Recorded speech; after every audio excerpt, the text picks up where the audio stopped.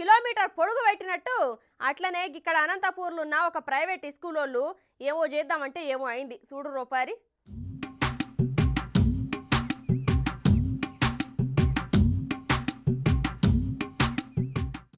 ఇక్కడ ఒక షెట్లర్ ముంగట కూర్చొని ధర్నా చేస్తుర్రు. చూస్తంటే స్టూడెంట్స్ లెక్కనే ఉన్నారు.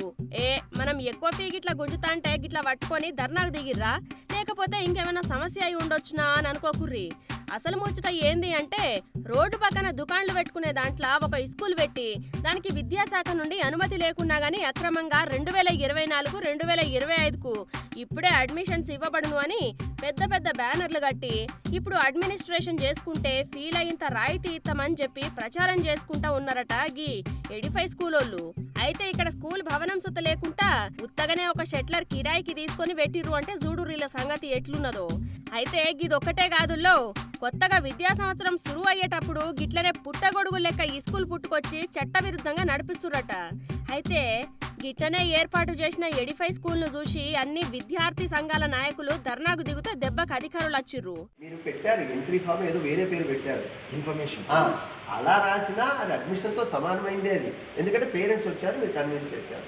సో పేరెంట్స్ ఎంటర్ కాకపోతే ఇక్కడ ఇష్యూనే లేదు. అలాగే పేరెంట్ వస్తే మా సెక్యూరిటీ ఎక్కడ ఉన్నారు కదా ఆయన చెప్తాను.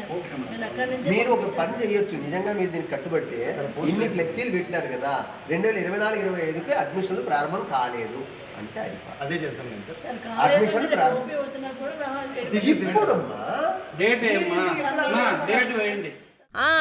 మొత్తం కలియదిరిగి చూసిన అధికారులు వాళ్ళకు ఎంత చెప్పినా వినకపోతే పోలీసులను పిలిచి పోలీసుల సమక్షంలో సీజ్ చేసిర్రులా.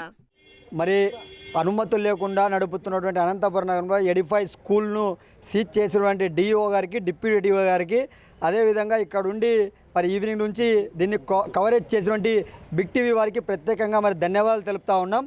మరి ప్రభుత్వ నిబంధనలకు తుంగలో తొక్కుతూ నిబంధనలకు విరుద్ధంగా ఇవాళ జూన్ అకాడమిక్ ఇయర్ ప్రారంభ మాసంలో అడ్మిషన్లు చేయాలన్నా కూడా ఇవాళ ముందస్తుగానే ఫిబ్రవరిలోనే అడ్మిషన్లు ఓపెన్ చేస్తూ ఇవాళ అనుమతులు లేకపోయినా కూడా ఒక కార్యాలయంగా ఏర్పాటు చేసుకుని ఇంతవరకు కూడా బిల్డింగ్ కూడా కన్స్ట్రక్షన్ జరగకపోయినా అనుమతి లేకపోయినా ముందస్తుగా విద్యార్థుల తల్లిదండ్రులకు మాయమాటలు చెప్పి ఇవాళ రకరకాల కోర్సుల పేర్లతో ఇంటర్నేషనల్ అంటూ వరల్డ్ అంటూ వాళ్ళ ప్రపంచవ్యాప్తంగా మా విద్యా సమస్యలు ఉన్నాయంటూ వాళ్ళ విద్యార్థుల తల్లిదండ్రులు ఆకర్షణమైనటువంటి వాతావరణంగా ఫ్లెక్సీలు ఏర్పాటు చేసి అడ్మిషన్లు చేస్తున్నారు.